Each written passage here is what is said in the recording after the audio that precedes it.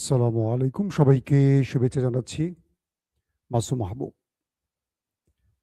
প্রিয় দর্শক, সন্ধ্যা না রাত বলবো, এই লাইভে আপনাদের আবারও স্বাগত জানাই।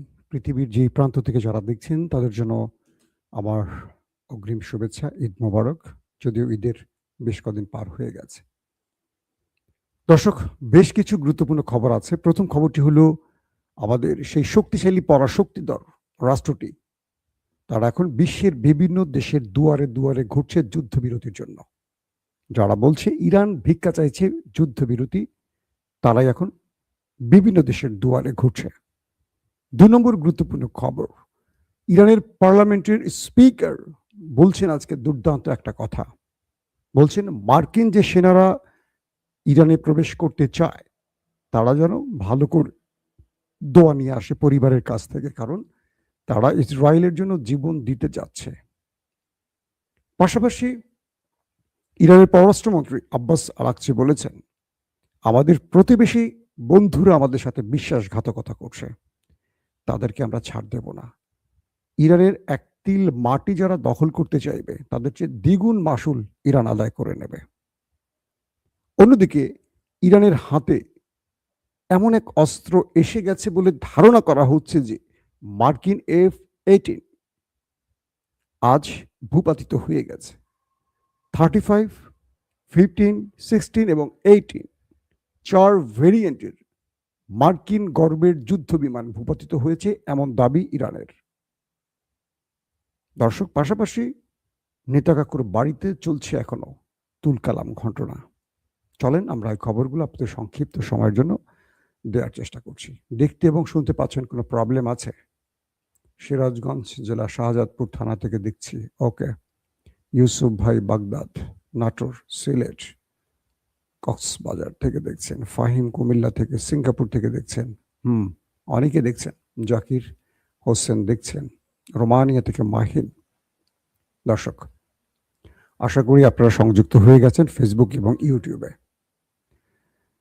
ইরানের যিনি পার্লামেন্টের স্পিকার বাগেরি, তিনি বলেছেন যে আমাদের শত্রুরা মনে করেছে আমরা অনেক দুর্বল। আমরা তাদের প্রতি যে ভালোবাসা দেখিয়েছি, আর বিশ্বাসঘাতকরা গোপনে আমাদের শত্রুদের তাদের ভূমি বা ঘাঁটি ব্যবহার করতে দিয়ে আমাদের বিরুদ্ধে ষড়যন্ত্র করছে। তারা ভুলে যাচ্ছে তাদের ওস্তাদদের, মানে আমেরিকা এবং ইসরায়েল, এক ইরান তাদের সাথে কি আচরণ করছে। আমরা আমাদের শত্রুদেরকে কি শিক্ষা দেব, তার চেয়ে ভয়ঙ্কর শিক্ষা হবে আমাদের প্রতিবেশী বন্ধু যারা আমাদের বিশ্বাসঘাতকতা করছে পেছন থেকে। এই মুহূর্তে মার্কিন যুক্তরাষ্ট্রের প্রধান টার্গেট কার্গ আইল্যান্ড দখল। এটি ইরানের তেল রপ্তানির 90%, 80 থেকে 90% এখান থেকে তেল রপ্তানি করা হয় বলা হচ্ছে। ইরানের সবচেয়ে গুরুত্বপূর্ণ এই আইল্যান্ডটি এখন দখল করতে চায় আমেরিকা। তারা প্রচুর সেনা নিয়ে এখন এই অঞ্চলে প্রবেশ করতে চাইছে বা প্রবেশ করছে। একদিকে আমেরিকা ইরানের সাথে যুদ্ধবিরতির আলোচনা করছে ইরানকে বোকা বানাবার জন্য, অন্যদিকে তারা ইরানের ভেতরে স্থল অভিযানের জন্য কমান্ডো বাহিনীকে প্রস্তুত করছে। ইরান বলছে আমরা ট্রাম্পকে বিশ্বাস করি না। এর আগেও 9 মাসের মধ্যে 2 বার তিনি যুদ্ধবিরতির আলোচনার মধ্যে ইরানে হামলা করেছে। আমরা চাই আন্তর্জাতিক পরিমণ্ডলে কোনো গ্রান্টার রাষ্ট্র এবং জাতিসংঘকে। ট্রাম্প আমাদের বিশ্বাসযোগ্য নন, তিনি মিথ্যাবাদী, প্রতারক। কে বলছে? ইরান। এই পরিস্থিতিতে ইরানের স্পিকার বললেন, ইরানের মাটি গত কয়েক হাজার বছরে কেউ দখল করতে পারেনি। যারা স্বপ্ন দেখছে এই মাটি দখলের, তাদের সেই স্বপ্ন দুঃস্বপ্ন হয়ে যাবে। ইরান বলছে আমাদের প্রতিবেশী বিশ্বাসঘাতকরা আমাদের শত্রুদের সহযোগিতা করছে, সেই বিষয়ে আমরা তথ্য পাচ্ছি। আমরা তাদেরকে সতর্ক করে দিতে চাই, ইরান কাউকে সেই সুযোগ দেবে না। এখন তাদের মূল টার্গেট হলো ইরানের খার্ক দ্বীপ সহ আরো গুরুত্বপূর্ণ কয়েকটি স্থানে কমান্ডো বাহিনী পাঠিয়ে যে অভিযান চালানো সেটা বন্ধ করতে ইরান বদ্ধপরিকর। তিনি বলছেন, আমরা কোনোভাবেই আমাদের শত্রুকে স্বাগত জানাবো না। পাশাপাশি ইরানের পররাষ্ট্রমন্ত্রী আব্বাস আরাকচি বলেছেন যে আমাদেরকে তারা বারবার কথা দিয়েছিল তারা কোনো ঘাঁটি ব্যবহার করতে দিচ্ছে না, কিন্তু আমাদের ইন্টেলিজেন্স বলছে আমাদের প্রতিবেশী বন্ধু রাষ্ট্র অর্থাৎ গালফ কান্ট্রি, বিশেষ করে আরব আমিরাত, সৌদি আরব, তাদের কথা উঠে আসছে, তারা তাদের ভূমি ব্যবহার করতে দিয়েছে আমাদের শত্রুদেরকে এবং সেখান থেকে তারা বড় পরিকল্পনা আঁকছে। তিনি বলছেন যারা আমাদের মাটি দখল করতে চাইবে, প্রায় কাছাকাছি বক্তব্য আব্বাস আরাকচির, যারা আমাদের মাটি দখল করতে চাইবে তাদেরকে বলে দিব আমরা আরবে আমাদের মানচিত্র প্রসারিত করব। ওরে বাপরে বাপ, কি কথা, বুঝতে পারছেন? যদি আমেরিকা ইরান দখলে নামে, অর্থাৎ ইরানের খার্ক দ্বীপ দখলে নামে, তাহলে ইরান আরব আমিরাত সৌদি আরবের মানচিত্রে ঢুকে পড়বে। একদম সরাসরি বক্তব্য ইরানের একজন পররাষ্ট্রমন্ত্রী, একজন স্পিকার পার্লামেন্টের, যে আমরা সরাসরি ঢুকে পড়ব কোথায়? আরব রাষ্ট্রের, যারা ভূখণ্ড দিচ্ছে আমেরিকা ইসরায়েলকে। এই বক্তব্যের পর আরবের মধ্যে এক আতঙ্ক ছড়িয়ে পড়েছে, কারণ ইরান এ যাবৎ যা বলেছে তাই করেছে।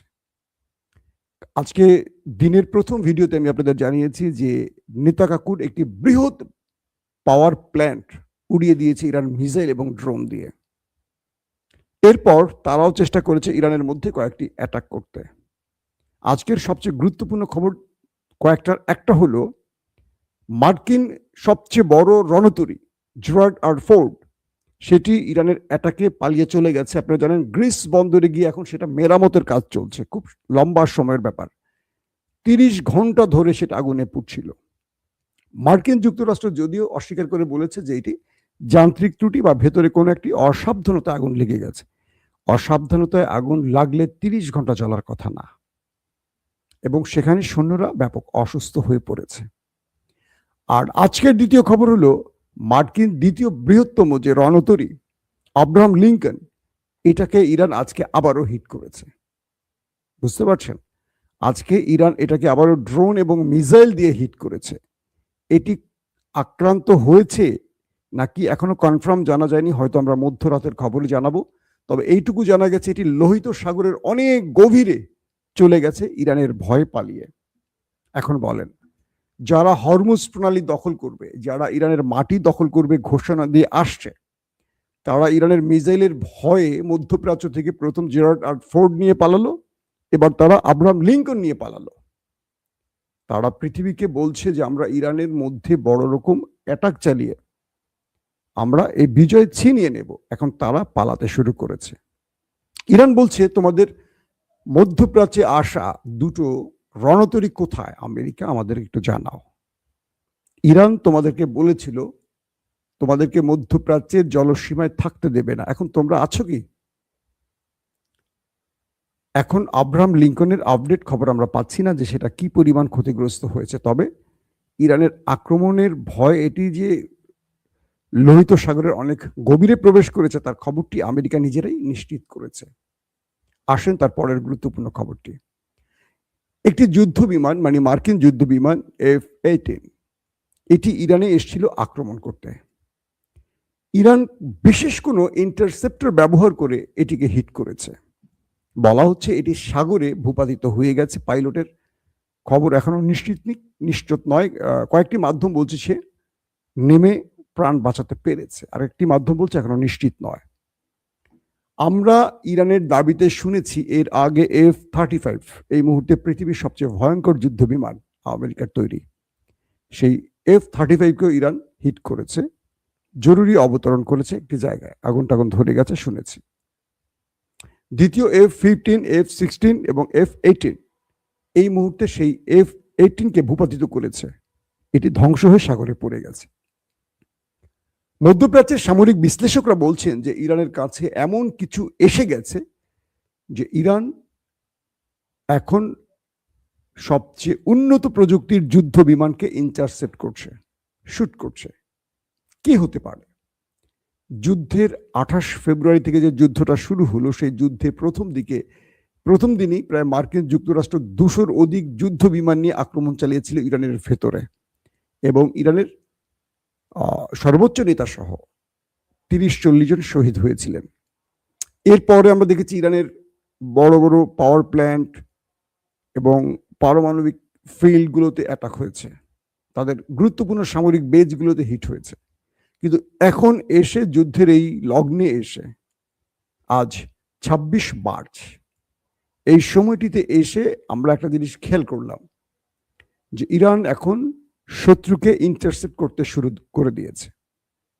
মধ্যপ্রাচ্যের আউটলেটগুলো বলছে যে ইরানের হাতে আসলে কি আছে যে তারা এভাবে আমেরিকা বা ইসরায়েলকে টার্গেট করছে, তাদের যুদ্ধ বিমানগুলোকে, যেগুলো রাডার সিস্টেম ফাঁকি দেওয়ার ওস্তাদ, যেগুলোকে লক করে হিট করা ইম্পসিবল বলে মার্কিন যুক্তরাষ্ট্র, সেগুলোকে ইরান কিভাবে শুইয়ে দিচ্ছে। আমি আজকে সকালে লাইভ আপনাদের একবার বলেছিলাম যে গতকালকে ইরান এবং রাশিয়ার মধ্যে যে কাস্পিয়ান সাগর, যেখান থেকে তাদের সাপ্লাই লাইন দিয়ে আদান প্রদান হয় পণ্য, সেখানে ইরানের একটি বন্দরে হিট করেছে ইসরায়েল। আজকে জানা গেছে সেই হিটে বড় কোনো ক্ষয়ক্ষতি করতে পারেনি ওই দেশটি।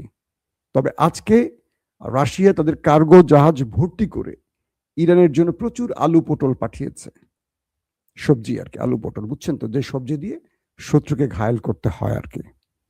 তো বলা হচ্ছে যে রাশিয়া ওই দেশটিকে সিগন্যাল দিয়েছে, যদি আমার কার্গো শিপে অ্যাটাক হয়, বুঝতে তো পারছো আমি কি করতে পারি বা আমি কি করব, এই যুদ্ধে আমায় প্রবেশ করে যেতে পারে, অথবা রাশিয়া তার বিকল্প কোনো পথ ব্যবহার করেছে। দুটো পথ বা দুটো বিষয় আসছে। তো এখন যে বিষয়টি উঠে আসছে যে এই জাহাজটিতে করে এমন কিছু রাশিয়া পাঠিয়েছে ইরানের উদ্দেশ্যে, যাতে ইরান যুদ্ধের এই অবস্থাতে আরো নতুন চমক দেখাতে শুরু করেছে শত্রুকে, এবং মার্কিন যুক্তরাষ্ট্রের আরো বেশ কিছু স্পর্শকাতর সংবেদনশীল কৌশলগত টার্গেটে ইরান হিট করেছে। এবং খবর আসছে আমেরিকা আজকে এবং দখলদার ব্যাপক ক্ষয়ক্ষতির মুখে পড়েছে ইরানের হাতে। ইরান বলছে যে আমরা যে 5টি শর্ত তোমাদেরকে জুড়ে দিয়েছিলাম, এই 5টি শর্তের বাইরে আমাদের আর কোনো আলোচনা নেই। পাকিস্তানের মধ্যস্থতায় আমেরিকা এবং ইরানের মধ্যে শর্ত আদান প্রদান চলছে। আমি আপনাদের বলেছিলাম, শর্তগুলো আরেকবার আপনাদের বলে দিচ্ছি।